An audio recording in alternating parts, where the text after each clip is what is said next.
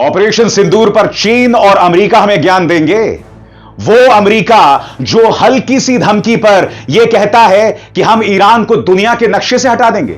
वो चीन जो उइगुर मुसलमानों पर लगातार जुल्म करता है, तिब्बतियों पर जुल्म करता है और पाकिस्तान की हर ज्यादती पर आंख मूंद लेता है, वो भारत को ज्ञान देंगे, वो भारत को नसीहत देंगे, और वो भी ऑपरेशन सिंदूर पर। आप देख रहे हैं बेबाक, मैं अभिसार शर्मा। तो सवाल तो पूछ, हक है तेरा, फर्ज है तेरा, किसी की खैरात, किसी का एहसान नहीं तुझ पर, मगर शर्त है अंदाज़े बयां हो बेखौफ, अंदाज़े बयां हो स्पष्ट, अंदाज़े बयां हो बेबाक। हां, उस लफ्ज को याद रखो, अंदाज़े बयां हो बेबाक। बेबाक। दोस्तों, आज बेबाक में हम बात करने वाले हैं अमेरिका और चीन के दोहरे मापदंड की, मगर उससे पहले एक बहुत जरूरी बात। ऑपरेशन सिंदूर क्यों मायने रखता है मैं आपको बताता हूं। सिर्फ इसलिए नहीं कि उसका नाम ऑपरेशन सिंदूर है, बल्कि इसलिए क्योंकि इस ऑपरेशन के जरिए और उसके बाद जो संदेश भारत ने दिया है ना, हमने पाकिस्तानी प्रोपेगेंडा को पूरी तरह से धराशायी कर दिया। क्योंकि पाकिस्तान क्या करना चाहता था, उसने आतंकवादियों को भेजा, लोगों की धार्मिक पहचान पूछकर उन्हें मौत के घाट उतारा। उनका मकसद क्या था कि भारत में जबरदस्त दंगे हो जाएं, और काफी हद तक वो कामयाब हो रहा था जब कश्मीरियों और मुसलमानों पर प्रहार किया जा रहा था, मगर कोई बहुत बड़ी घटना नहीं हुई। परेशान जरूर किया गया, मगर भारत ने किस तरह से जवाब दिया याद कीजिएगा। विदेश सचिव विक्रम मिस्री सामने आते हैं तो वो क्या कहते हैं। विक्रम मिस्री ये कहते हैं कि पाकिस्तान की पूरी कोशिश थी कि पहलगाम के जरिए देश भर में दंगे फैला दिए जाएं, मगर ऐसा नहीं हुआ। देश एकजुट रहा और ऑपरेशन सिंदूर के बाद यह एकता और मजबूत हुई है। और सबसे बड़ी बात, इस पूरे ऑपरेशन की जानकारी कौन देने आया? एक तरफ सोफिया कुरैशी थी, कर्नल सोफिया कुरैशी, और दूसरी तरफ विंग कमांडर व्योमिका सिंह। सोफिया कुरैशी, जी हां, और सोफिया कुरैशी ने पूरी जानकारी दी कि किस तरह से इस ऑपरेशन को अंजाम दिया गया, बाकायदा सबूतों के साथ, बाकायदा दस्तावेजों के साथ। और ये तमाम दस्तावेज हमारे सामने एक बड़े स्क्रीन पर थे। हमने पाकिस्तान को संदेश दिया कि तुम जो हिंदू मुस्लिम के नाम पर या मुस्लिम के नाम पर हमारे देश में अराजकता मचाने की कोशिश करते हो, हमारे देश में तुमसे ज्यादा मुसलमान हैं, और हमारे देश में सोफिया कुरैशी, कर्नल सोफिया कुरैशी जैसे मुसलमान हैं जिन्हें मैं सल्यूट करना चाहता हूं। मैं सल्यूट करना चाहता हूं विंग कमांडर व्योमिका सिंह को, मैं सल्यूट करना चाहता हूं इंडियन आर्मी को, जिन्होंने एक बार फिर साबित कर दिया कि अगर देश की आन बान और शान पर आएगी तो इंडियन आर्मी खामोश नहीं रहने वाली है, वो इसका करारा जवाब देगी। और यही वजह है दोस्तों, मैं बार बार आपसे कहता रहा कि पहलगाम के बाद जो हिंसा हो रही है, हमें अपने आपस में नहीं लड़ना है, हमें समाज के अंदर वैमनस्य, जहर और नफरत नहीं फैलाना है, वरना उन आतंकवादियों और जो संस्कारी गुर्गे देश के अंदर हिंदू मुस्लिम कर रहे थे ना, उनमें कोई फर्क नहीं था। आज का यह लम्हा एक बहुत बड़ी जीत है लेफ्टिनेंट विनय नरवाल की पत्नी हिमांशी नरवाल के लिए भी, क्योंकि यही हिमांशी सामने आई थी ना, और उन्होंने कहा था कि इस हमले के लिए मुसलमानों और कश्मीरियों पर दोष ना बढ़ा जाए। आपको याद है हिमांशी पर किस तरह से प्रहार हुआ था? और आज जब विदेश सचिव आए तो उन्होंने क्या कहा? उन्होंने यही तो कहा कि आतंकवादी चाहते थे कि हिंदू मुस्लिम के नाम पर इस देश में दंगे शुरू हो जाएं, अराजकता शुरू हो जाए। कुछ लोग चाहते थे मगर कामयाब नहीं हुए। हां, बहुत अच्छा होता कि अगर प्रधानमंत्री नरेंद्र मोदी स्वयं सामने आते और शांति की अपील करते। उन्होंने ऐसा नहीं किया, कोई बात नहीं, मगर इस वक्त देश एक बहुत ही नाजुक मोड़ पे है दोस्तों, और मैं उम्मीद करता हूं कि हम इन चुनौतियों को समझ रहे होंगे, क्योंकि पाकिस्तान इसका जवाब देने की ताक में है, और पाकिस्तान सिर्फ एक जुबान समझता है, और वो है आतंकवाद की। हमें चौकस रहना है, हमें सतर्क रहना है, और किसी भी कीमत पर हमारी निगाह, हमारा फोकस नहीं हट सकता। अगर हम आपस में ही लड़ते रहेंगे तो इसका फायदा पाकिस्तान ले जाएगा, जैसे वो लगातार ले जा रहा है। यहां पर बहुत बड़ी जिम्मेदारी हो जाती है सत्तारूढ़ भारतीय जनता पार्टी की, यहां पर बहुत बड़ी जिम्मेदारी हो जाती है गोदी मीडिया की, जिसकी मैं चर्चा करूंगा। यहां बहुत बड़ी जिम्मेदारी हो जाती है हमारे तमाम राजनेताओं की, और मुझे इस बात की बहुत खुशी है दोस्तों कि प्रधानमंत्री नरेंद्र मोदी ने सर्वदलीय बैठक बुलाई और वो लगातार तमाम दलों के साथ मंत्रणाएं कर रहे हैं। सबसे अच्छी बात, चाहे राहुल गांधी हो, अखिलेश यादव हो, तेजस्वी यादव हो, सभी ने अपनी तरफ से एकता का एक संदेश दिया है और कहा है कि हम भारतीय सेना के साथ हैं। सब संदेश दे रहे हैं, चाहे ममता बनर्जी हो, चाहे अरविंद केजरीवाल हो, सबने यह संदेश दिया है कि हम एक हैं। और इस मौके पर ऑपरेशन सिंदूर के बाद हम अपना फोकस हटने नहीं दे सकते। कर्नल सोफिया कुरैशी और विंग कमांडर व्योमिका सिंह जब साथ साथ थी तो आपको अंदाजा नहीं है कि पाकिस्तान को किस कदर मिर्ची लग रही है। अब उनके रक्षा मंत्री ख्वाजा आसिफ कह रहे हैं कि अगर भारत और हमला नहीं करेगा तो हम बातचीत करने को तैयार हैं, हम तनाव कम करने को तैयार हैं। अरे भाई, पहले आप अपने आतंकवादियों को कम कीजिए।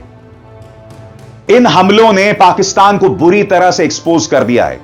यह स्पष्ट हो गया है कि बहावलपुर हो, मुरीद के हो या पाक ऑक्यूपाइड कश्मीर के तमाम जगह वहां बाकायदा टेरर कैंप्स चल रहे हैं। मौलाना मसूद अजहर, जो कि भारतीय संसद पर हुए हमले का मास्टरमाइंड था, उसके परिवार के 10 सदस्य मारे गए।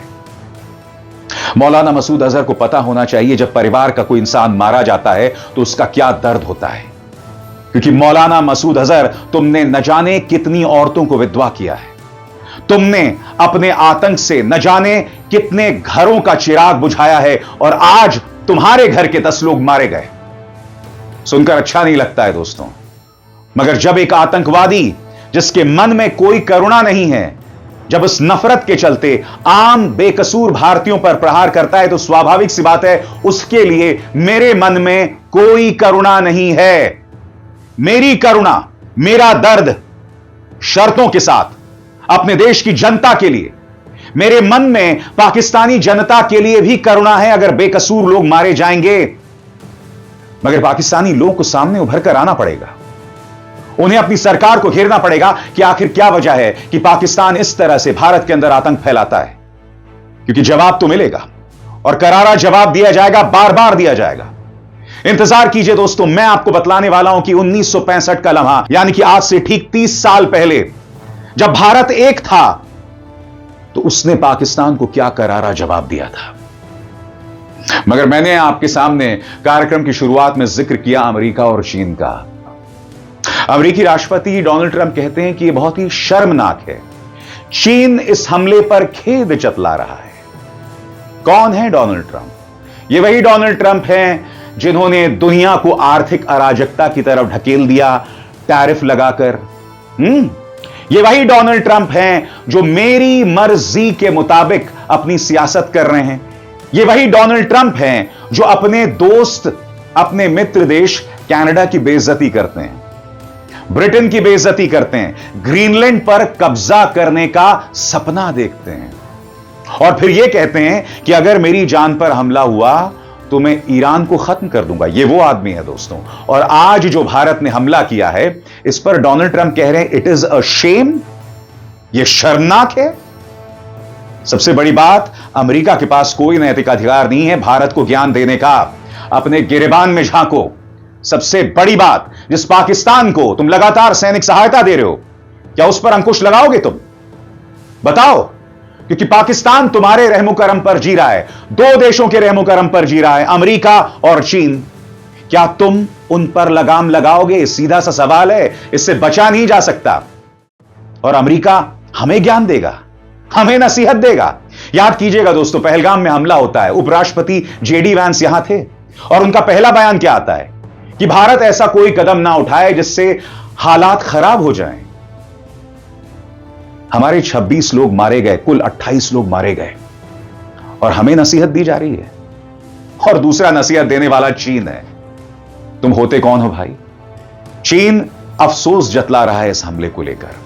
यह वही चीन है दोस्तों जिसने उइगुर, चीन के अंदर जो एक प्रोविंस है उइगुर, वहां के मुसलमानों पर जुल्म जोर जबरदस्ती की है। यह वही चीन है जिसने तिब्बतियों पर लगातार जुल्म किए हैं। यह वही चीन है जिसने देश के अंदर लोकतंत्र समर्थक आंदोलनों को कुचला है। और यह वही चीन है जिसने पाकिस्तान की हर आतंकवादी हमले पर पट्टी बांध ली है। जब भारत संयुक्त राष्ट्र जाता है लश्कर तैयबा के खिलाफ प्रस्ताव लेकर, तब चीन इस पर वीटो मारता है।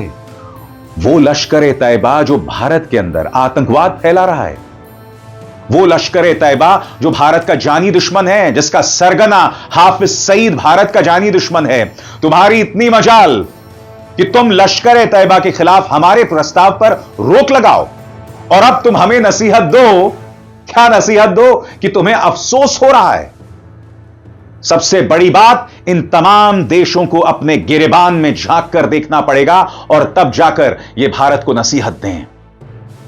और जहां तक भारत की बात है, जैसे मैंने कहा दोस्तों, अब तक चाहे सत्तारूढ़ भारतीय जनता पार्टी हो या फिर तमाम लोग हों, उन्होंने खूबसूरत मिसाल पेश की है, मगर चुनौती आगे है। अब तक जो रवैया सामने उभर कर आया दोस्तों, वो बहुत जिम्मेदारी भरा है, और हमें ऐसे ही बदस्तूर बने रहना है। भारतीय जनता पार्टी के नेताओं से अपील कि विपक्ष को अपने साथ रखें, उन्हें ताना ना दें। उसी तरह से ये जो हिंदुत्ववादी संगठन है, सड़क पर उतरकर हुड़दंग ना मचाएं, परेशान ना करें मेहनत कश कश्मीरियों को, या जो तमाम मुसलमान रोजी रोटी कमा रहे हैं। ये सब हरकतें आप ना करें, क्योंकि मैं आपको याद दिलाना चाहूंगा 1965 की। आप जानते हैं 1965 में जब लाल बहादुर शास्त्री देश के प्रधानमंत्री थे, तब पाकिस्तान के साथ युद्ध हुआ था। उस वक्त भी ऐसे ही मॉक ड्रिल्स हुए थे दोस्तों। हर तरफ सायरन की आवाजें आती थीं। देश में एका था। उस वक्त ये एकता हिंदू मुस्लिम सिख ईसाई के मोर्चे पर भी थी, और तमाम राजनीतिक दलों के मोर्चे पर भी सब एक साथ थे। भारत के सामने कठिन चुनौती थी, क्योंकि 3 साल पहले हमें चीन के हाथों करारी शिकस्त का सामना करना पड़ा था। भारत के हौसले गिरे हुए थे, मगर बावजूद उसके लाल बहादुर शास्त्री के नेतृत्व में पूरा देश उठा था। लाल बहादुर शास्त्री के नेतृत्व में एक करारा तमाचा मारा था हमने आतंकवादी पाकिस्तान को। हम पीछे नहीं हटे थे। क्यों? क्योंकि हम सब एक थे। मैं बार बार आपको बता रहा हूं दोस्तों, भारत की एकता उसकी ताकत है हर मोर्चे पर। अगर यह देश एक हो जाए, अगर हमारे अंदर नफरतें जहर खत्म हो जाए ना, तो इस दुनिया की सुपर पावर बनने से हमें कोई नहीं रोक सकता। हमें थोड़ा संयम लाना पड़ेगा, एकता लानी पड़ेगी, थोड़ी सहिष्णुता लानी पड़ेगी।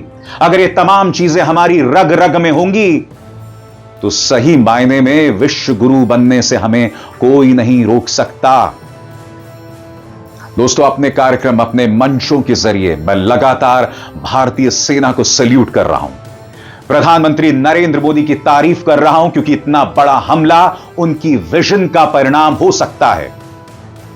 इसमें दो राय नहीं है कि भारतीय आर्मी ने उसका पूरा प्लान बनाया, मगर कहीं ना कहीं इसमें प्रधानमंत्री नरेंद्र मोदी का भी योगदान है, उनकी सोच का भी योगदान है। और सबसे बड़ी बात, चुनौती यहां खत्म नहीं हुई है, क्योंकि पाकिस्तान इसका जवाब देगा। यह जवाब कहां से आएगा, कैसे आएगा, कोई नहीं जानता। हो सकता है इस वक्त जब मैं आपसे बात कर रहा हूं, तो आज रात ही वो जवाब आ जाए, हम नहीं जानते हैं। मगर पाकिस्तान भी जानता है कि वो माहौल को बिगाड़ नहीं सकता। वो भारत के अंदर हमला नहीं कर सकता, क्योंकि अगर वो ऐसा करता है तो सीधी जंग को न्योता देगा। और अगर सीधी जंग हो गई, यकीनन दोस्तों, जंग एक अच्छी चीज नहीं है। उसका नुकसान दोनों देश की जनता, बेकसूर लोगों को होता है। मैं इस बात से इनकार नहीं कर रहा हूं, मगर हकीकत क्या है मैं आपको बताता हूं। अगर सीधी जंग हो गई तो पाकिस्तान 5 दिनों के आगे टिक नहीं पाएगा। यहां पर पारंपरिक जंग में पाकिस्तान हमसे बहुत पीछे है। हां, खतरा न्यूक्लियर वेपन को लेकर भी है, और पाकिस्तान के पास टैक्टिकल न्यूक्लियर वेपन्स हैं, और यह अपने आप में चिंताजनक बात है। वो एक तरफ है, मगर हकीकत यह है कि हमें सुरक्षा व्यवस्था पर चाक चौबंद रहना पड़ेगा। और यह जिम्मेदारी सिर्फ सरकार की नहीं है, पुलिस की नहीं है, आम इंसान की भी है। आप और हम जो सड़कों पर जाएं, हमारी निगाह रहनी चाहिए इन तमाम चीजों पर। आप और हम जो अपनी जिंदगी बिता रहे हैं, उसमें कोई कमी ना आए। हमारे रोजमर्रा के काम जारी रहें, वो हम लगातार बदस्तूर जारी रखें, मगर हम अपने मन में नफरत ना भरें। हम जहर से सराबोर होकर इस खूबसूरत देश को बर्बाद ना करें। मैं यही उम्मीद करता हूं दोस्तों। एक बार फिर सलाम इंडियन आर्मी को। आज मैं इमोशनल हूं, जो तस्वीरें सामने उभर कर आई, जिस एकता का परिचय आज देश ने दिया, मगर जैसा कि अंग्रेजी में कहा गया है, टुमारो इज अनदर डे, कल एक दूसरा दिन है। अब देखना है कि एकता जारी रहती है या कुछ नफरती चिंटू देशद्रोही बनकर, गद्दार बनकर इस देश को नुकसान पहुंचाते हैं। अभिसार शर्मा को दीजिए इजाजत। नमस्कार।